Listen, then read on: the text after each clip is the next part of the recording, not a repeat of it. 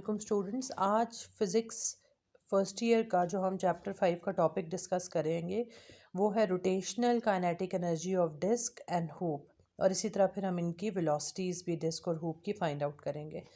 पहले तो बेटा आप लोगों को ये पता होना चाहिए कि हूप और डिस्क में फ़र्क क्या होता है। हूप जो होता है आप उसको एक रिंग या पाइप का एक छोटा सा पीस समझ लें जो बीच में से हॉलो यानी खाली होता है, जबकि डिस्क एक कॉइन का स्ट्रक्चर आपके जहन में रख लें जो एक सॉलिड होता है और वन सिंगल डायमेंशनल होता है। तो ये एक कॉइन की तरह है, डिस्क सॉलिड होता है, जबकि हूप जो है सिंगल सेंट्रल से हॉलो होगा, पाइप या रिंग की तरह की चीज़ है एक छोटी सी।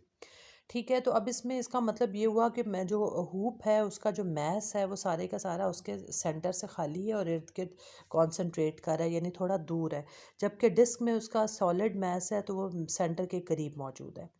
तो ये चीज़ें आपको पता चल जाएँ तो फिर अब आप ये देख सकते हो कि हमने पहले इसकी वेलोसिटीज़ निकालने से पहले इनकी rotational kinetic energies find out करनी होती हैं। आपको मैंने पहले भी बताया था कि kinetic energy due to motion of a body होती है, और अगर कोई चीज़ रोल कर रही होती है तो उसमें दो तरह की काइनेटिक एनर्जीज़ होती हैं। एक ट्रांसलेशनल क्योंकि वो आगे की तरफ भी मूव कर रही होती है, और एक रोटेशनल क्योंकि वो स्पिन कर रही होती है अबाउट सिक्स एक्सिस।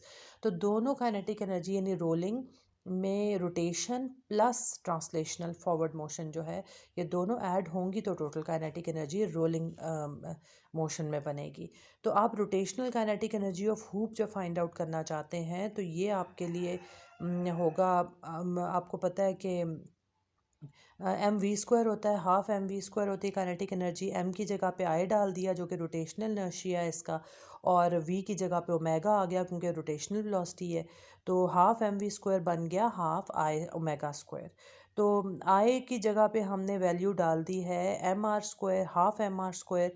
तो काइनेटिक एनर्जी और rotational kinetic energy of hoop जो होगी वो बन जाएगी 1/2 multiply by 1/2 M R square into omega square. तो 1/2 मल्टीप्लाई हो जाएंगे तो बन जाएगा 1/4 M R square omega square. और आपको ये पता है जब हमने दोनों रिलेट की थी वेलोसिटीज़ रोटेशनल और लीनियर जो थी वेलोसिटीज़, तो वो V is equal to R omega बना था। तो चूँकि ये स्क्वायर्स हैं तो इसलिए V square is equal to R square omega square बनेगा। तो इसका मतलब ये हो गया कि हूप की rotational kinetic energy 1/4 M V square बन जाएगी। ये हमने हूप की अभी kinetic rotational kinetic energy of hoop निकाला, वेलोसिटी नहीं निकाली। इसी तरह हम डिस्क की भी रोटेशनल काइनेटिक एनर्जी निकाल लेंगे। आपको मैंने बताया कि डिस्क जो है वो सॉलिड शेप की होती है और उसका मैस सेंटर की तरफ ज़्यादा होता है। तो जबकि हूप का जो है वो सेंटर से हॉलो है, इर्द गिर्द सारा मैस है। तो इसकी रोटेशनल काइनेटिक एनर्जी जो है वो फिर हाफ आई ओमेगा स्क्वायर से करेंगे। आई की जगह पे एम आर स्क्वायर की वैल्यू डालेंगे, फिर आर स्क्वायर ओमेगा स्क्वायर की जगह वी स्क्वायर आ जाएगा, तो ये भी बन जाएगा हाफ एम वी स्क्वायर। वो 1/4 एम वी स्क्वायर था और ये हो गया हाफ एम वी स्क्वायर। तो रोटेशनल एनर्जी ऑफ हूप जो हमें है वो कम नज़र आ रही है, जबकि रोटेशनल एनर्जी ऑफ डिस्क जो है वो हमें ज़्यादा नज़र आ रही है। अब हम इसके बाद इनकी जो है वेलोसिटीज़ फाइंड आउट करते हैं। ये वेलोसिटी फाइंड आउट करने से पहले आपके जहन में ये चीज़ होनी चाहिए कि जब भी कोई बॉडी डाउनवर्ड मूव कर रही होती है तो मैंने आपको पहले बताया कि इसमें रोटेशनल और ट्रांसलेशनल दोनों काइनेटिक एनर्जीज होंगी। और जब बॉडी किसी एक हाइट पर हम उठा के नीचे की तरफ रोल करने शुरू करते हैं तो वहाँ पे इसकी कुछ पोटेंशियल एनर्जी भी बन जाती है जो कि mgh के इक्वल होगी, क्योंकि उसको हमने एक सर्टन हाइट पर उठा लिया है। जब हम इसको रोल करेंगे तो जो पोटेंशियल एनर्जी है, आपको पता है law of conservation of energy के अकॉर्डिंगली कि टोटल एनर्जी रिमेन सेम, कुछ पार्शली पोटेंशियल रह जाएगी और कुछ थोड़ी थोड़ी काइनेटिक एनर्जी में चेंज होती जाएगी। तो total potential energy is equal to total kinetic energy, और potential energy is equal to rotational translational kinetic energy plus rotational kinetic energy. तो इसका मतलब ये हो गया कि टोटल पोटेंशियल एनर्जी दोनों किस्म की काइनेटिक एनर्जी को ऐड करके निकलेगी। और एक चीज़ हमें याद रखनी है बार बार कि जो ट्रांसलेशनल काइनेटिक एनर्जी होती है उसका वही पुराना वाला लीनियर काइनेटिक एनर्जी वाला फार्मूला होता है हाफ एम वी स्क्वायर। यहाँ पे भी ट्रांसलेशनल होगी, हम हाफ एम वी स्क्वायर ही पुट करेंगे, रोटेशनल जो है वो चेंज हो जाएगी। ठीक हो गया। अब हम speed of disc find out करने लगे हैं। फिर हमने फार्मूला लगाया P इज़ इक्वल टू के ई ट्रांसलेशनल प्लस के ई रोटेशनल। अब ना हम ट्रांसलेशनल की जगह हाफ mv² डाल दिया और रोटेशनल ऑफ डिस्क था तो 1/4 mv² डाल दिया। फिर हमने 1/2 और 1/4 का एलसीएम ले लेना है। और एम से कट जाएगा तो एलसीएम लेने के बाद आप ये देखें कैलकुलेट हुआ हुआ सारा फाइंड आउट कर रहे हैं आप, तो GH is equal to 3/4 v² बन जाएगा।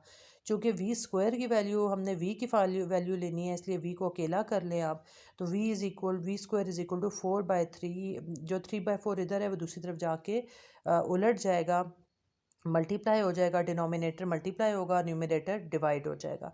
तो v² is equal to 4/3 GH हो जाएगा। और v की वैल्यू लेने के लिए अंडर रूट ले लें दोनों तरफ का, तो v is equal to 4/3 GH under root 4/3 GH बन जाएगा। ये होगी स्पीड ऑफ अ डिस्क।